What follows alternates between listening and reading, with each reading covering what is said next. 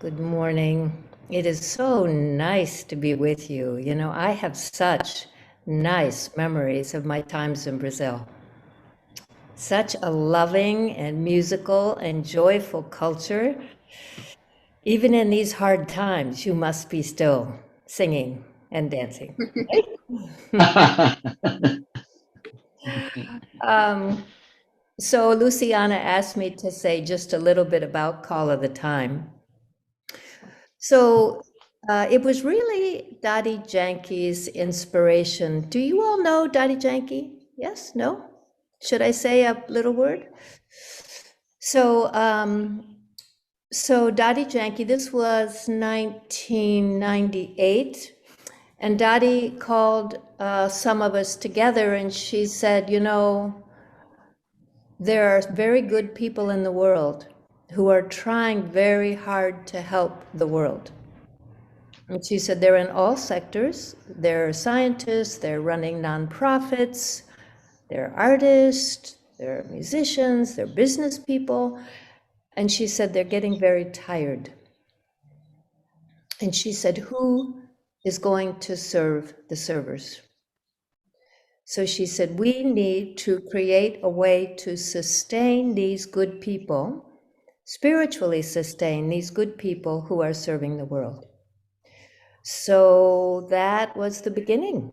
And she came, she was probably almost 80 at the time, or maybe she was already in her 80s. She came to all of them for a long time. I remember one time in Brazil, we were so worried about her health that we all were in her bedroom adjusting her bed and fluffing her pillow, waiting for her to arrive. And the guests were up in a very nice dining area.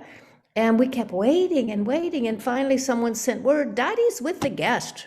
What are you all doing here in her bedroom? So we went rushing up and she welcomed us, you know, because she was up there already. She was a powerhouse, a real powerhouse.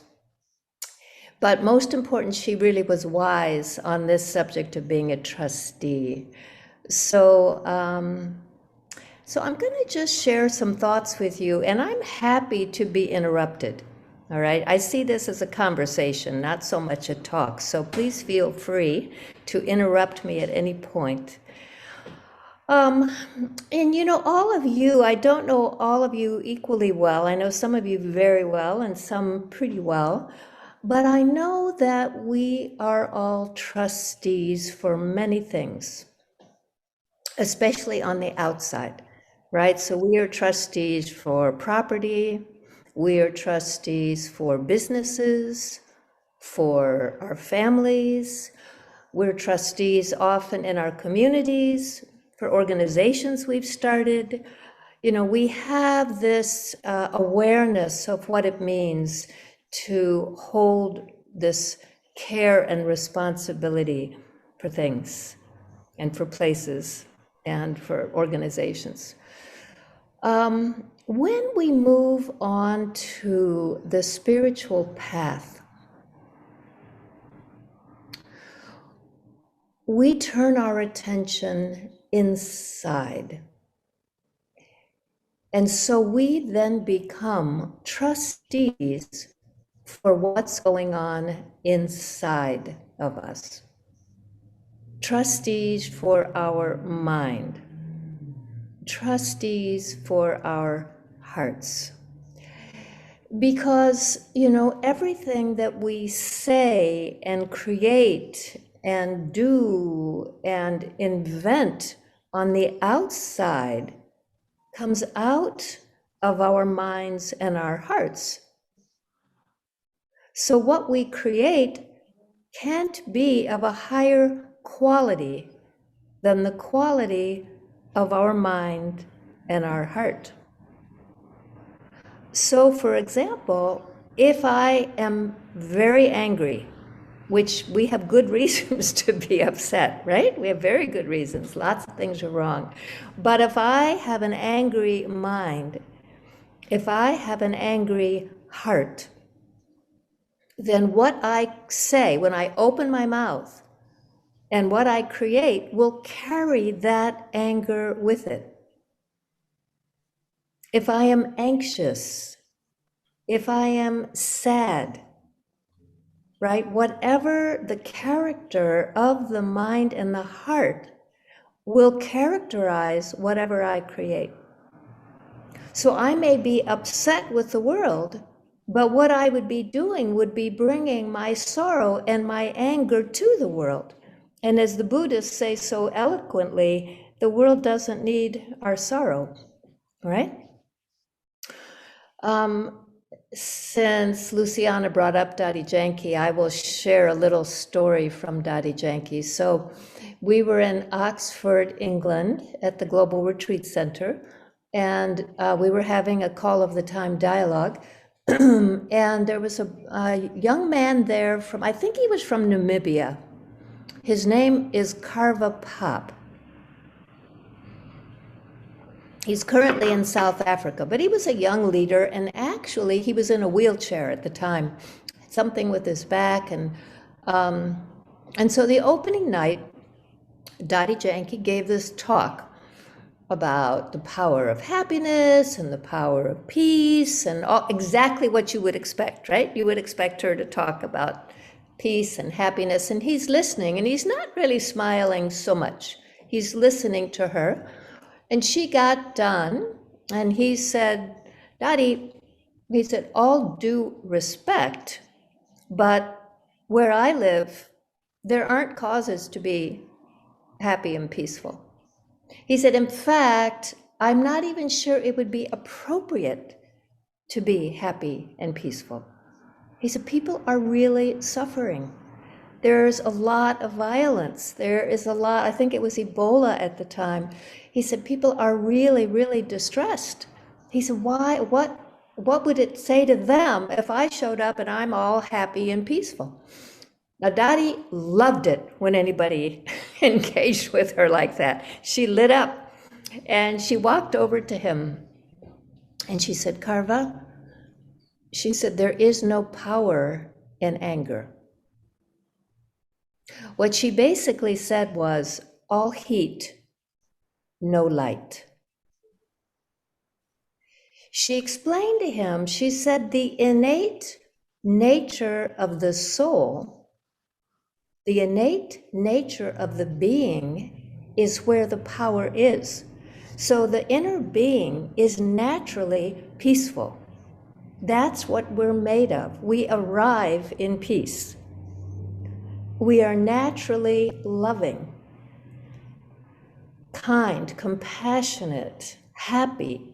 That is the nature, the fundamental makeup of the soul. She said everything else is acquired. It has no power. And he was very thoughtful. I actually have heard him talk to other people about what she said to him that day. And the way he remembers it is that she said, if there's toxin inside of you, there will be toxin in everything you create.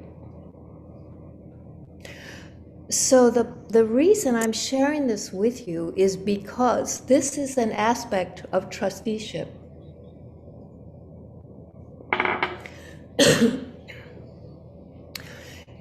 If we're not trustees for our inner condition, then everything we create will be less than it might be. It'll be affected by what's happened to us. So how have we become, how did this toxin get inside? How did this anger or worry, anxiety, sorrow, all of this, how does it get inside of us? Bom dia, Valdirine. Welcome. So we tend to be, in our times and our societies, we tend to be very extroverted. We are very focused on the outside world. So and sometimes it's the news, sometimes it's our social media. We're on Facebook, we're on Instagram, we're on YouTube, we're watching the headlines. Brother Ken mentioned the climate change conference. We're all being affected by climate change. So we're watching outside and we're seeing things that are very distressing, just like Carva Pop saw, right? When he said to Dottie, you don't understand. You don't understand how bad it is here. And she said, I understand. She said, but you don't understand where the power is. And so what happens, we get very focused outside, and it's not innocent, our focus. If I'm watching something distressing, if I'm watching something that is either violence or unkindness or all of the things that we're seeing, those impressions come inside. They have to, right? When you think about it, of course they do. So I see something that makes me sad, and now it enters my heart, and the image stays in my mind. And as this keeps happening, as I keep absorbing what's out there and taking it inside, the condition of my inner self changes. Before, I might have been a contented person watching violence. Now I'm a distressed person watching violence, right? Or I'm a sad person watching, or whatever. So I become, I take in these impressions, and now they're inside of me. I'll explain this a little bit more. So, and I'm going to tell you an intentionally silly story so that you can get the point of what I'm saying. So when I was 3 years old, I used to go and get in my parents' bed at night. Many children do this, right? I would leave my room, go across the hall, push the door open, climb up in their bed, and hope that they wouldn't notice I was there. And every night, my mother would tell my father to take me back to bed. But at least I had those few minutes where I felt very safe. So one night, I did the usual. I got up, I walked across the hall, I pushed the door, but I couldn't get it open. They had put a big piece of furniture in front of the door. Now, this is reasonable for people who have 2 children under 4 years old, right? They desperately needed sleep. But in the mind of a 3-year-old, immediately the heart registers. Sad. I'm sad, right? And then the mind makes a story about what the heart feels. I must not be loved, or I'm an outsider, right? This is the way we work inside. So the heart has the experience, the mind makes a story about it, and we then accept that assessment that the mind made. So we then begin to move through life thinking, I'm an outsider. And if it happens more times, as each similar thing happens, someone forgets to call you or take you somewhere or whatever, you add to that inner experience. I call those thought forms. The thought form is sort of a mix of your experience, your memory about the experience, your feeling about the experience, right? They form kind of a little subtle presence. It's like a little ghost that's inside these thought forms. Now, all of us have had these experiences, and I would say that you can't change the experience itself, but you can affect how you think about the experience later, and I'll come to that in a minute. But so we have these things inside. Now, Dottie Janke, again, she used to talk a lot about the importance of having a clean heart. If you ever sat with her for more than 2 hours, you would have heard her say, your heart has to be clean. Honestly, the first 10 times I heard her say it, I don't think I knew what she was talking about. I mean, what does she mean, clean heart?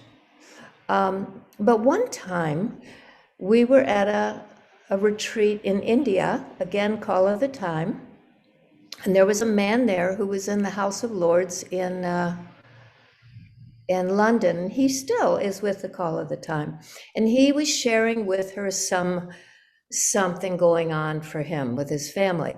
And he was sharing it publicly. There were probably 60 of us sitting there listening. And she was next to him explaining what it is to have a clean heart. And she said, everything starts with the heart.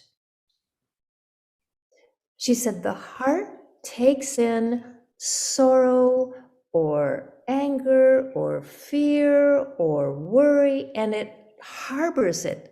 The heart holds these things. And she said, when you try to have a relationship with someone, or more important, when you try to connect to God, she said, if your heart is filled with these other things, you won't be able to have a clean relationship with others. And most important, you won't be able to connect with God. She said, you have to clean your heart. So easy for her to say, right? I mean, if you're a yogi and you've been at it for 65 or 70 years, no problem. But what about the rest of us? And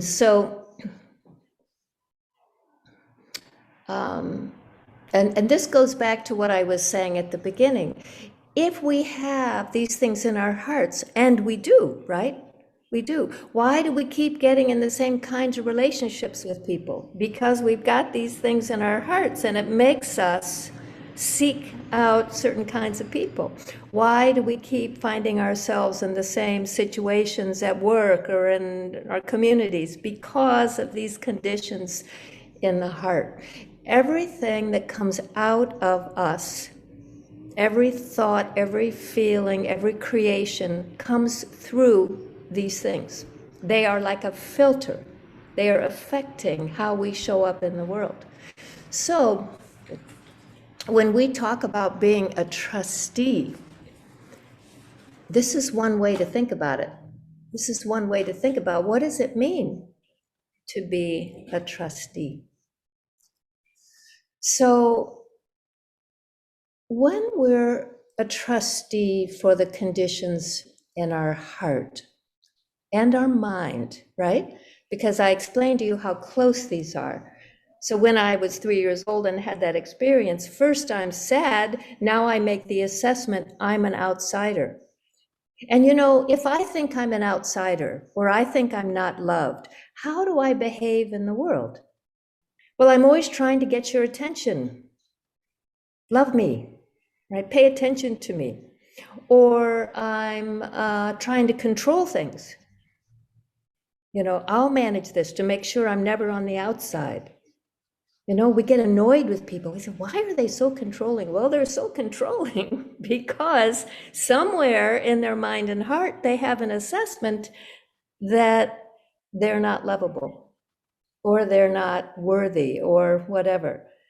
So this assessment in the mind, this feeling that's lodged in the heart, makes us weaker human beings. We kind of limp along through life. Outside, we look great, right? We've got all the right clothes on, our hair looks great, we drive a nice car, we go where we're supposed to go. On the outside, we look like we're doing fine. But on the inside, this heaviness comes. And the heaviness is keeping us from our joy. It's keeping us from clear relationships. It's keeping us from the sense of actually creating beautiful things that last. It's keeping us from connecting to God. We're paying a big price for harboring this heaviness. Now, we can't do so much about the outer world, right? I mean, if we could, if we could fix climate change, if we could get rid of COVID, if we could get rid of corruption, we'd do it like this, right? But it's bigger than us. That doesn't mean we shouldn't try. This is not a time to go sit on a mountain somewhere and just wait for the, things to change. This is a time to be engaged. But if we can't keep our insides in a powerful place, then the gestures we make on the outside, like Dottie said to Carva, it'll be weak. It will be just so much talking, so much gestures, but it won't actually change things. So this notion that I'm thinking about today with trusteeship is this business about how do we become and remain trustees for our inner state. Now, I'm going to suspect that it's Saturday morning on a holiday weekend, and you all are sitting here. I think I can safely say that you are interested in your spiritual life, or you wouldn't be sitting here, right? You would be someplace else doing something else. So you've already made a choice to be highly aware of what goes on inside. You've already made a choice that your meditation practice is fundamental to your life. I don't need to sell you on that. You're already there, or we wouldn't be in this conversation. What I think you have to have some faith then, and I know it can sound hard, but you can remove the things in your heart. You do not need to walk along through life carrying those heavy things. I know people who are carrying, for example, guilt. So much guilt. I did something so wrong that I cannot be forgiven for that. Or blame. Someone did something so wrong to me that I will never forgive them. Plus sorrow, anger, all of that. I'll tell you 2 quick stories. I don't know how much time we have. Maybe I'll tell you 1 quick story because I'm not sure we have time for 2 quick stories. So on the subject of guilt, I was doing a all-day workshop in Peace Village, and I was talking in way more detail about the things I'm talking with you about in essence. And at the break, this man came up and he said, I did something that I actually can't be forgiven for. And I said, really? And he said, yeah. He said, when I was a teenager, my father died, and the job of finding a husband for my sister fell to me. This was a man from an Indian background. And he said, well, so I really tried. I found, I searched for the person, and he said, the man I found was an alcoholic. And he said, so all these years she's been married to this alcoholic, and it's all my fault. I said, well, when you were a teenager, whatever you were, 18 or 19 or whatever you were you trying to find an alcoholic? And he said, well, no. I said, did you do the best you could at the time, given what you knew at the time? He said, yes. I said, okay.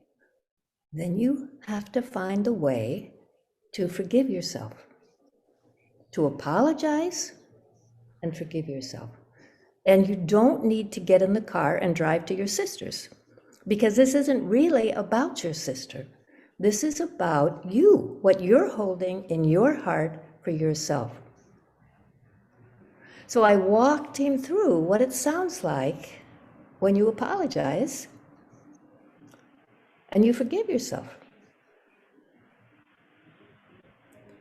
Right? And you say something like, at the time this thing happened, I did the best I knew to do. And I see now that what I did created sorrow for you. And I deeply regret that. I apologize for anything I did, knowingly or unknowingly, that caused you sorrow. and I ask your forgiveness, and I forgive myself completely for what happened. And you release it. Now, if we were together at a retreat center, we could take hours. You could go for walks, we could talk, but the essence is we can go back to something. I can go back to my sorrow at 3 years old and say, okay, I am lovable. I'm not an outsider. That still happened, the event still happened, but my assessment of it is different. So the work we can do with our insides, loving ourselves, forgiving others, etc., to get to a place of peace, because peace is where your power is. There is no power in anger. There's a lot of noise, but there's no real power. You know, anyone who's been in a room when a great soul has walked in, I mean, I think of Dadi Janki, you may have been when the Pope walked in or the Dalai Lama walked in. There are great souls that carry so much peace inside of them and so much love inside of them that when they walk in the room, the atmosphere changes instantly. They don't need to even open their mouths yet. You know that feeling? I mean, I'm sure some of you have had that experience. It's instant. When Dadi used to walk in, everyone would stand. No one asked them to stand. There was no trumpet. There wasn't any announcement. She just walked in and stood there, and the sense of purity and peace touched their hearts. Christina, you remember. Some of you will remember. So this is what the world needs. It doesn't need our anger. It doesn't need our sorrow. It's got tons of anger and sorrow and indignation, right? What it doesn't have tons of is that inner vibration, that deep inner quality of profound purity, peace, spiritual love, and joy. That's what the world needs. Now, in the last minute or 2 or 3, I want to get to the heart of this, which is that how do we sustain that kind of peace or that kind of power, love, in a world like this? I mean, do we just go hide in the garage? You know, I mean, what do we do? Pull down the shades, turn off the TV, and just, you know, and this is the heart of your meditation practice. The soul has to connect to the source, whatever you call that energy. Most Christians call it God, that presence, but there's 1,000 names, right? But that is the source energy. That one is the source energy of life and the source energy of virtue. So we have to make our own effort initially to just clear the heart so we can even make contact, right? We have to make our own effort to quiet ourselves down, to become aware of that the stuff in our heart has to go. And when we first make that contact, we may not be so good at holding that contact because we've got so much distraction inside that we may just have moments where we can hold that contact. But however many moments we can at the beginning, we can feel things clearing inside. And the more it clears inside, the better we can hold that connection. And the better we can hold that connection, the more things clear inside. This is what's called doing your work, right? When you've been around people who have focused on themselves and said, okay, I am serious about taking care of myself right now. I am serious about becoming the presence in the world that the world needs. I'm serious about my spiritual practice. Serious doesn't mean we're not smiling, right? Because the closer you are to God, the more joyful you are. I remember being in the room with the Dalai Lama, and he reaches over and pulls somebody's beard, and I thought, what's he doing? He's playing Daddy Yankee, very playful. People who are close to God are inevitably light, because that's who we really are. We are light. And in a time like this, there have to be enough of us who have this awareness and who are trustees for this inner condition so that we can hold that presence in the world. Because it's not only the words we say. I suspect each of you gives very moving talks wherever you go. You probably open your mouths and people say, great, that's just what we needed to hear. And you probably have created wonderful things. I know some of you have created amazing things. But honestly, just your vibration, when you're in this state, just your presence will do as much as anything you say and anything you create. That's not that you shouldn't keep speaking and creating, but that the essence of it is who you become inside. Because since we are light, we are vibrational beings. So every thought you hold has a vibration. Every feeling you have has a vibration. So my sorrow, when I was 3, I carried a little vibration of sorrow. I had a little sad song. Every time I showed up, I was playing my sad song because I had this sad feeling and this thought inside. So as we change that inner sense, as we land in peace and hold peace, as we land in joy and hold joy, the rooms we're in start to change. The families we're in start to change. The communities, the projects. People will know you're different. They may not know how you're different. They may not know how you got there, but they will know. You can always tell because they kind of come gravitating, in a room. You can see that they're moving towards certain people. In an office, they'll go stand at certain desks. People need this right now. There's a Hopi story you've probably heard, the Native American tribe called the Hopis, and that it's a beautiful passage. And at the end, it says, we are the ones we've been waiting for, right? So as you become a trustee for everything that's inside, naturally you become one to serve the world. Om Shanti.